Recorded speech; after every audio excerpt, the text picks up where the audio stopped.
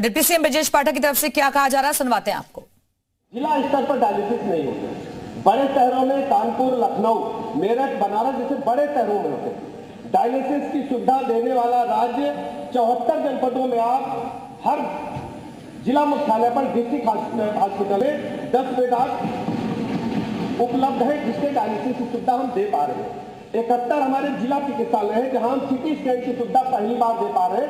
पहले district hospitals में CT scan की सुविधा नहीं होती। इसके अलावा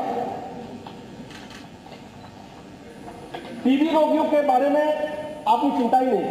टीबी रोगियों के बारे में पहली बार उत्तर प्रदेश सरकार ने टीबी रोगियों को इतनी बड़ी संख्या में चिन्हित किया है और चिन्हित करने के साथ साथ टीबी से मुक्ति दिलाने के लिए हम उनको गोद भी ले रहे हैं।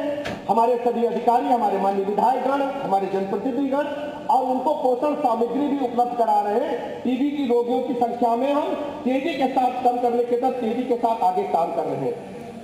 इसके अलावा सभी जिला चिकित्सालयों में हमने एक क्रिटिकल केयर यूनिट बनाए हैं जो आज तक नहीं थे, जो 50 और 100 बेड के हैं, जहां पर हम सभी टर्शरी केयर की सुविधाएं उपलब्ध कराने जा रहे हैं। जहां तक स्पेसिफिक सवाल कैंसर से पीड़ित मरीजों के लिए है, हम आपको बताना चाहते हैं आयुष्मान भारत कार्ड के साथ साथ माननीय प्रधानमंत्री जी की जो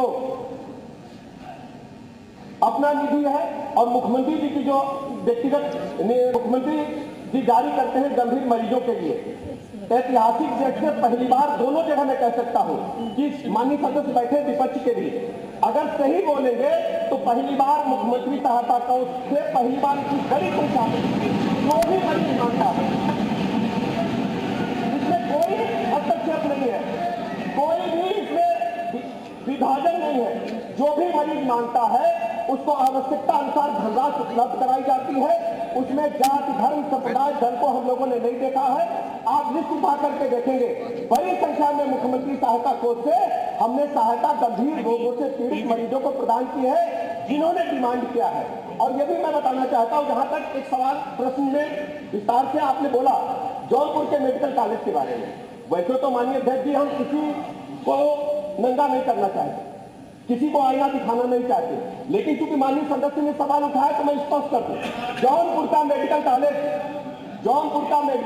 समाजवादी पार्टी की सरकार में बनना शुरू हुआ। आप सुन लीजिए पूरी बात, सुन लीजिए।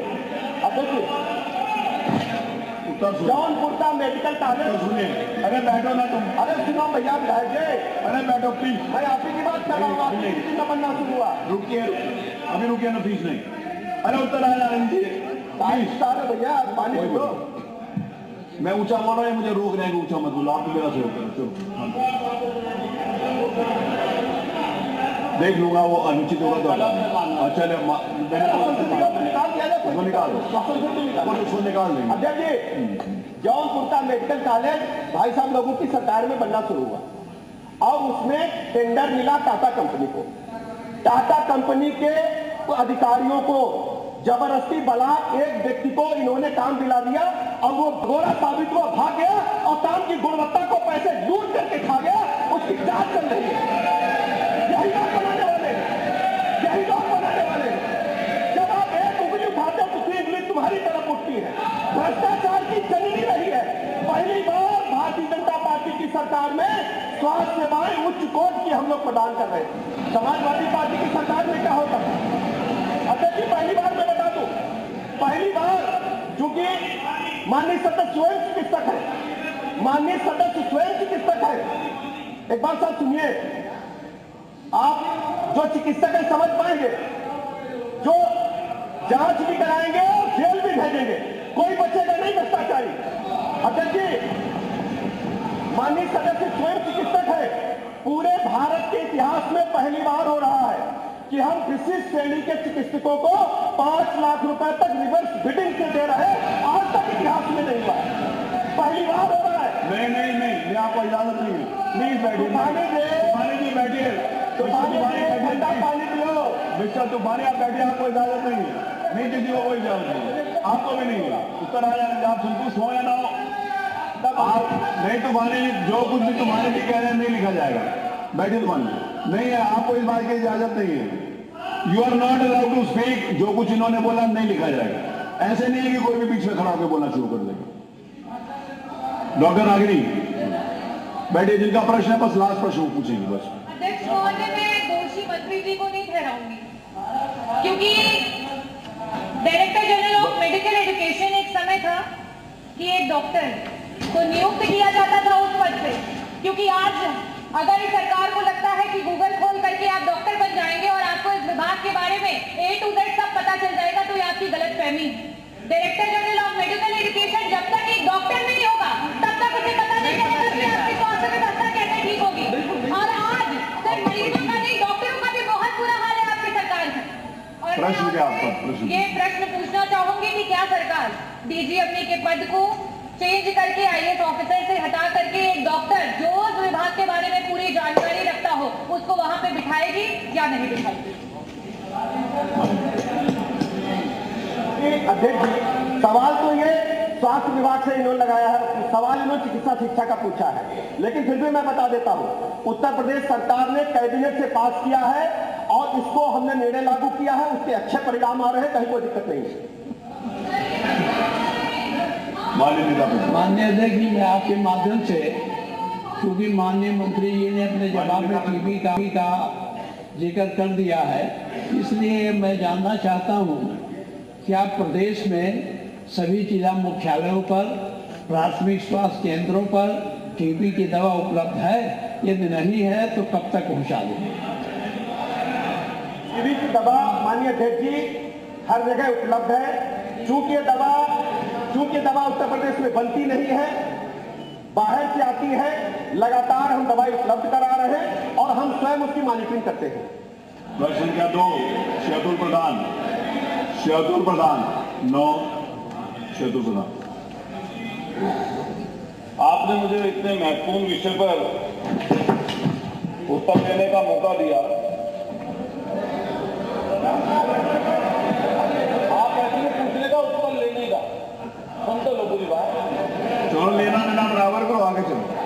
तो इसमें माननीय मंत्री जी ने जो उत्तर दिया है, मैंने पूछा कि भाई डॉक्टर की कमी है तो कैसे विशेषज्ञ डॉक्टर रखे जाएंगे, तो माननीय मंत्री जी ने कहा कि 8,431 पद स्वीकृत हैं और 4,426 विशेषज्ञ चिकित्सकों के पद प्रदेश में स्वीकृत हैं अलग से।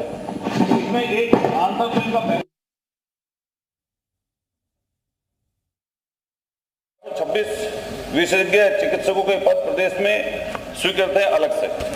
इसमें एक आंसर तो इनका पहले आया था, अभी कुछ दिन पहले क्वेश्चन पूछा था उमा शंकर सिंह जी ने, उसमें इन्होंने चिकित्सालयों में 19,011 विशेषज्ञ चिकित्सकों की बात की। अब आया है 8,031, इसमें कंट्रोवर्सी हो रही है। फिर जो भी माननीय नेता प्रतिपक्ष जी ने बोला, हमारे साथी विधायक जी ने बोला कि भाई डॉक्टरों की कमी है या नहीं। पहले सबसे पहले तो यही सवाल बनता है, आप किसी CSC पर जाते हैं, PSC पर जाते हैं, वहां सबसे पहले सबसे गंभीर जो परेशानी दिक्कत में व्यक्ति होता है CSC PSC पर पहुंचता बने। और CSC PSCों पर हाल ऐसा है, ना वहां हड्डी का डॉक्टर है, ना वहां गायनी है, ना वहां रेडियोलॉजिस्ट तो पूरी की पूरी जगहों पे ही कहीं नहीं है, वहां नहीं, ना वहां पे सर्जन है, ना वहां पे अन्य कोई ऐसा विशेषज्ञ डॉक्टर है। हम माननीय मंत्री से पूछना चाह रहे हैं कि आपके मेडिकल कॉलेज और CSC PSC सहित जिला जो अस्पताल हैं उनमें आपके टोटल पद कितने स्वीकृत हैं विशेषज्ञ डॉक्टरों के, और उनके सापेक्ष पिछले सालों में आपने कितनी भर्तियां की हैं और कितने पद आपके सृजित किए गए। मैं एक और सवाल करूंगा, 2 सवाल पूछूंगा, उसके बाद में अनुपूरक की बात रखेंगे कि सरकार ने पिछले 23-24 में 400 पद निकाले विशेषज्ञ डॉक्टरों के, एक बार विज्ञापन निकला, दूसरी बार 500 से ज्यादा डॉक्टर्स का निकला। इसमें कितने डॉक्टर्स विशेषज्ञ आप लोगों ने भर्ती किए या कितना को चयन आप लोगों ने किया, ये माननीय मंत्री जी बता दें। दूसरे नंबर पर जो विशेषज्ञ डॉक्टर हैं, एक आपका चयन होता है उत्तर प्रदेश लोक सेवा आयोग से, जो लोक सेवा उत्तर प्रदेश आयोग प्रयागराज है, एक तो उससे चयनित करते हैं आप, उनकी तनख्वाह रखते हैं 60 से 70 हजार। NHRM जो है उससे आप लेते हैं, उससे आपने यहीं पर सदन में खड़े होकर कहा कि हम 5 लाख तक देना चाहते हैं। एक खबर छपी कि भर्ती 70 रेडियोलॉजिस्ट की भर्ती आपने निकाली, आपका डॉक्टर एक भी नहीं आया। ये मुझे आप बता दें, जब 7.5 साल की आपकी सरकार बीत चुकी, 10 साल केंद्र की सरकार को हो गए, और आप ये रोना रोज रोते रहो कि हमारे डॉक्टर आए नहीं, हमने ऐसी भर्ती निकाल दी, हमने वैसी भर्ती निकाल दी, हम ऐसे कह रहे हैं, हम 5 लाख की तनख्वाह देने के लिए कह रहे हैं। मैं मेरठ के बता रहा हूं, मेरठ मान्यवर, आप एक जिले का नहीं बताओ, प्रश्न बताओ। हाँ, स्पेसिफिक सवाल पूछ रहा हूं। मान्यवर, मेरठ की व्यवस्था के बारे में पूछना चाह रहा हूं। हमारे यहाँ मेरठ में रेफर सेंटर है, मेरठ मेडिकल कॉलेज। उस मेडिकल कॉलेज में आसपास के सारे जिलों के मरीज रेफर होकर पहुंचते हैं। जब वहां पर पहुंचते हैं मान्यवर, वो ऐसी स्थिति वहां पर बनी हुई है कि वो रेफर कर देते हैं हायर सेंटर, और उससे हायर सेंटर सिर्फ दिल्ली में है, इससे नीचे का नहीं है। और यहां तक की इतनी बुरी स्थिति है जिसके बारे में मैंने आपको अवगत कराया था। माननीय अध्यक्ष जी, आपकी परमिशन से कहना चाहता हूं, माननीय मंत्री से मैं व्यक्तिगत रूप से मिला, और मिलने के बाद में मैंने अपने CSC फलावदा का जिक्र किया कि CSC को चले हुए 4 साल हो गए, वहां पर गायनी तक नहीं है। माननीय मंत्री जी ने आदेशित कर दिया, प्रश्न करोगे मैं मिला कि नहीं मिला, माननीय मंत्री जी ने आदेशित कर दिया। आज तक आपके कहने पे वहां पर एक डॉक्टर CMO ने वहां पर नियुक्ति किया, तो हम कैसे जानेंगे कि मंत्री जी आपका इकबाल बुलंद है? आपका इकबाल मुझे लग रहा है या तो दिल्ली पहुंच गया, प्रधान आप प्रश्न पे आइए सीधा प्लीज। मैं पूछना चाहता हूँ साफ स्पष्ट, जो आपने सीधा प्रश्न करिए, निकाला, मैं स्पष्ट पूछ रहा हूं, प्रश्न करिए, सवाल पूछ रहा हूं, सीधा आप स्पष्ट बता दीजिए कि आपने पिछले सालों में जब से आप मंत्री बने स्वास्थ्य विभाग के, कितने विज्ञापन निकाले विशेषज्ञ डॉक्टरों के, और उनके सापेक्ष आपने कितने डॉक्टरों की भर्ती की? दूसरा, आप जिस तरह NHRM के माध्यम से 5 लाख की तनख्वाह पर डॉक्टर रखने की बात कर रहे हैं, क्या आप उन डॉक्टर जो पहले से वहां पर काम कर रहे हैं, नौकरियां छोड़ कर जा रहे हैं, क्या उनको भी वही तनख्वाह देंगे या नहीं देंगे? बैठिए माननीय मंत्री। मेरा एक सुझाव है, माननीय सदस्य लोग जो बिच्छी काटने का मंत्र नहीं जानते हैं और सांप काटने के इलाज के लिए ट्रेनिंग करने के लिए घूम रहे हैं, इनको ये पता नहीं जो PSC पर चिकित्सक काम करता है, MBBS होता है, उसको लोक सेवा आयोग से 1 लाख रुपया है, और जो विशेषज्ञ हैं उनको 5 लाख रुपया रिवर्स बिडिंग से अंदर है। कुछ उत्तर प्रदेश के कानून के बारे में भी देखो प्रधान साहब, और कुछ ट्रेनिंग करो, उसके बाद अध्यक्ष जी इनको पता होना चाहिए दोनों होता है। सबसे बड़ी बात है, आपने पूछा हमसे है कि अभी तक हमने कितने चिकित्सकों को नियुक्त किया, कितने कार्यरत। प्रांतीय चिकित्सा स्वास्थ्य सेवा संवर्ग के हमारे पास कुल नियमित पदों की संख्या हमारे पास 19,656 है। प्रदेश में हमारे पास नियमित जो कार्यरत चिकित्सक हैं वो 11,123 है। पुनर्नियोजन के माध्यम से, क्योंकि चिकित्सकों की कमी है, तो जो रिटायर हो जा रहे हैं उनको हम पुनः सेवा में ले रहे हैं। ऐसे 347 चिकित्सकों को हमने पुनर्नियोजन से भर्ती किया है। वॉक इन इंटरव्यू से हमने 496 चिकित्सकों को भर्ती किया है। इसके अलावा वॉक इन इंटरव्यू के माध्यम से अभी जो तत्काल हमने नियुक्त किया है वैसे 404 चिकित्सक हैं। NHM के माध्यम से कार्यरत चिकित्सकों की कुल संख्या 2,299 है। देखिए, प्रदेश में विशेषज्ञ चिकित्सकों के कुल स्वीकृत पद 8,431 है। जिला चिकित्सालयों में स्वीकृत विशेषज्ञ चिकित्सकों के कुल पदों की संख्या 4,426 है। जिला चिकित्सालयों में कार्यरत विशेषज्ञ चिकित्सकों की संख्या 2,123 है। पुनर्नियोजन के माध्यम से 226 है। वॉक इन इंटरव्यू के माध्यम से 187 है। NHM के माध्यम से 383 है। इस प्रकार कुल विशेषज्ञ चिकित्सक हमारे पास 2,919 है। इसके अतिरिक्त विशेषज्ञता से जो जनपद स्तर पर जो मानक है, हर हमारे पास जो प्रसूति रोग सहायक अध्यक्ष जी 1167 है। निश्चेतक हमारे पास 1428 है। बाल रोग चिकित्सक हमारे पास 1529 है। रेडियोलॉजिस्ट हमारे पास 150 है। पैथोलॉजिस्ट 175 है। जर्नल सर्जन 1,427 है। जर्नल फिजिशियन 1,387 है। नेत्र रोग विशेषज्ञ 175 है। हड्डी रोग विशेषज्ञ जिला चिकित्सालयों में 244 है। कान नाक गला विशेषज्ञ 175 है। त्वचा रोग विशेषज्ञ जिला स्तरीय अस्पतालों में टेली रेडियोलॉजी है तो 145 है। मनोरोग विशेषज्ञ में ये बताइए अब आपको क्या दिक्कत है? 129 है। माइक्रोबायोलॉजिस्ट 75 है। फोरेंसिक जो पोस्टमार्टम के लिए है 150 है। पब्लिक हेल्थ स्पेशलिस्ट 75 है। इस प्रकार वो लिस्ट दे दिए हम कह सकते हैं। नहीं, यही जवाब है इसमें। देखिए माननीय उप मुख्यमंत्री जी और देते थे। एक सेकंड बैठिए, मेरा निवेदन है, एक सेकंड।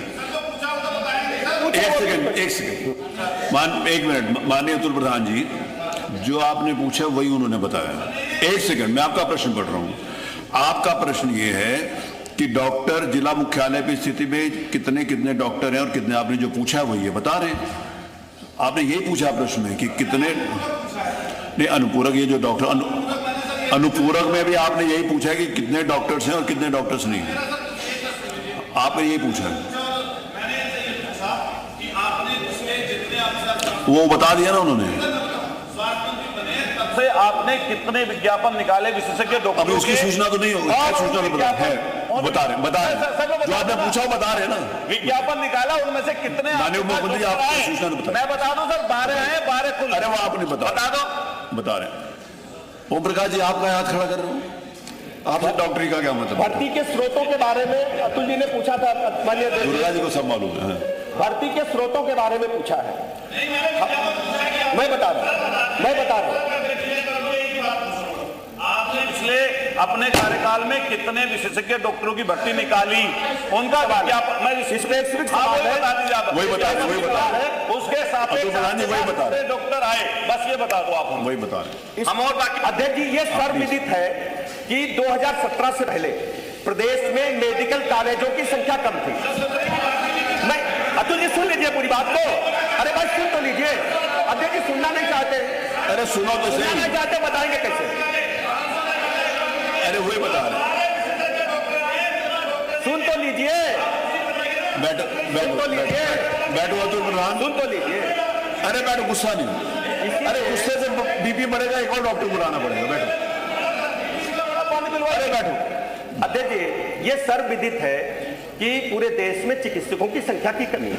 माननीय प्रधानमंत्री जी ने 1 डिस्ट्रिक्ट 1 मेडिकल कॉलेज इसीलिए खोलने पर काम किया है। अरे सुनो तो। और एक चिकित्सक बनने में एमबीबीएस को 5.5 साल और एमडी एमएस को 8 साल मिनिमम लगता है।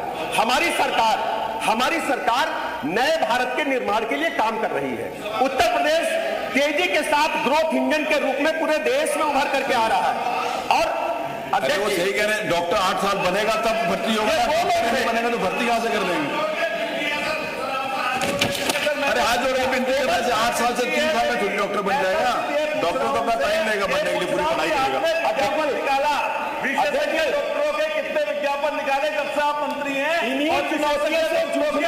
विज्ञापन निकला, अरे वही बता रहे। बस इन्हीं चुनौतियों से जूझने के लिए सुनो, रिवर्स बिडिंग पहली बार उत्तर प्रदेश में पूरे देश में शुरू हुई। उसमें ये सारा जवाब आ गया। वॉक इन इंटरव्यू के माध्यम से हमने भर्ती किया। अरे जब उन्होंने पूरा ओपन कर दिया है कि जितने मर्जी डॉक्टर आए तो उसमें और सीधी भर्ती हो रही है। अध्यक्ष मेरी बात, N2 लेवल पर जवाब आया तो आप इधर भर्ती कर रहे हैं हम लोग। और उम्र सीमा 62 से 65 पहली बार हम लोगों ने की है, केवल इन्हीं समस्याओं को दूर करने के लिए। और सबसे बड़ी बात है कि नए medical college 1 district 1 medical college की तरफ हम तेजी के साथ आगे बढ़े। नहीं देखिए, मैं आपकी तरफ देख के बता रहा हूं, सिर्फ मेरा आपकी तरफ निगाह है। जिस समय माननीय उप मुख्यमंत्री जी ने बताया कि हम लोगों ने एकदम ओपन कर दिया कि जो भी डॉक्टर्स आते हैं हम रिवर्स बिडिंग, मेरे सुन लीजिए, आपने बिना सुने हुए, रिवर्स बिडिंग के आधार के ऊपर भी जितने भी डॉक्टर्स आए, हमारे पास जितनी वैकेंसीज हैं उसके ऊपर भी जो आएंगे डॉक्टर तो तभी भर्ती होंगे ना। जैसे देश में उन्होंने बताया कि पूरा डॉक्टर पढ़ने में, जिस समय क्वालिफाई करने में, पोस्ट ग्रेजुएशन होने में या डीएम बनने में टाइम लगता है, तो जो डॉक्टर्स आएंगे उनकी भर्ती के लिए ओपन है। जितने भी डॉक्टर्स उपलब्ध है सारे लिए जा रहे हैं, उसमें कोई बंदिश नहीं लगाई जा रही, किसी डॉक्टर को मना किया जा रहा हो। इसीलिए जितने भी डॉक्टर्स लिए जाएंगे उन सबको भर्ती किया जाएगा। प्रश्न संख्या 3, श्याम सिंह पटेल, नहीं वो नहीं, उससे ज्यादा टाइम नहीं है ना। राम सिंह पटेल है, नहीं है। प्रश्न संख्या 4, नो आपका आ गया, थैंक यू। प्रश्न संख्या 7, श्री अनिल प्रधान, अनिल उसको बिठा दो बगल वाले को। धन्यवाद जी, धन्यवाद। ये जो देखिए अनिल जी, आप भी सुन लीजिए और बाकी, क्योंकि मेरे को थोड़ा सा दवा के लेने के लिए जाना है। जो भी है, जो आप प्रश्न करेंगे माननीय मंत्री जी उसका उत्तर देंगे। उसके बाद एक बार आपको अनुपूरक करने का अवसर मिलेगा। अपना स्पेसिफिक प्रश्न के ऊपर रहिएगा और आप इस अगर कोई बहुत ज़्यादा इंपॉर्टेंट होगा तो नेता प्रतिपक्ष अगर कोई बात पूछना चाहते हैं, नेता प्रतिपक्ष का हमेशा अधिकार है, वो पूछेंगे। श्री अनिल प्रधान को अवसर मिलेगा, श्री ओमवेश जी को और डॉक्टर संग्राम सिंह जी को एक प्रश्न करने का अवसर मिलेगा। धन्यवाद अध्यक्ष जी, आपका हृदय से आभार। हम सभी आपके स्वस्थ एवं दीर्घायु होने की कामना करते हैं। आज जिस महत्वपूर्ण विषय पर मुझे अनुपूरक पूछने का मौका मिला है, मैं जिस जनपद से बिलोंग करता हूं, मैं माननीय मंत्री जी की बातें भी सुन रहा था। जनपद चित्रकूट जहां से की जनता ने मुझे जनप्रतिनिधि बनाकर भेजा है, मेरा चित्रकूट जिला आकांक्षी जिला है और उत्तर प्रदेश के 8 जिले आकांक्षी जिले के श्रेणी में है। मैं माननीय मुख्यमंत्री जी बैठे हैं, माननीय डिप्टी सीएम साहब भी बैठे हैं। मैं बताना चाहूँगा कि उस पिछड़े जिले में हमारे जिला अस्पताल, जो संयुक्त जिला अस्पताल, उसकी हालत कितनी खराब है। इतनी स्थिति दयनीय है कि सर 3 महीने से वहाँ पर पानी की आपूर्ति नहीं हो पा रही। ट्यूबवेलों के पेयजल के टैंकरों के माध्यम से पानी दिलाया जा रहा है। आपने डायलिसिस वार्ड की बात की, अभी पानी की कमी के कारण, हाँ सवाल पे ही आ रहे हैं। अरे तेज बोलने से झूठ सच नहीं हो जाता, सुनने की भी आदत है। माननीय सदस्य अपना सवाल रखें। तेज बोलने से झूठ सच हो जाएगा। अनिल जी भी कर रहे हैं सवाल। जो सदन में 2.5 साल में माननीय मंत्री जी ने एक झूठ का पुलिंदा पूरे उत्तर प्रदेश की मेडिकल और स्वास्थ्य व्यवस्थाओं पर दिया है, उस पर हम सवाल करना चाहते हैं, आपसे पूछना चाहते हैं कि आज सवाल ही करें, सुनने नहीं देना तो आप अन्याय करें। हम ये पूछना चाहते हैं कि हमारे चित्रकूट जो आकांक्षी जिला है, वो केवल देखने के लिए आकांक्षी जिला है कि कोई हमारे जिले को कोई सुविधा भी मिलेगी। आपने वहाँ 200 बेड का अस्पताल बना है, संयुक्त जिला अस्पताल है ना, वहाँ पर डॉक्टरों की कमी है, प्रसव और हड्डी के ऑपरेशन की कोई व्यवस्था नहीं है। पूरे साल में सैकड़ों मौतें हमारी बहनों की प्रसव के दौरान होती है। मेरा जो क्वेश्चन है आपसे कि जो हमारा आकांक्षी जिला, क्या हमारे जिले में जो डॉक्टरों की कमी है, मैं आपसे एक बार मिला विकान रोज। ठीक है, आपने सवाल पूछ लिया, माननीय मंत्री उसी विषय पर आ रहा हूँ। तो देख रहे थे कि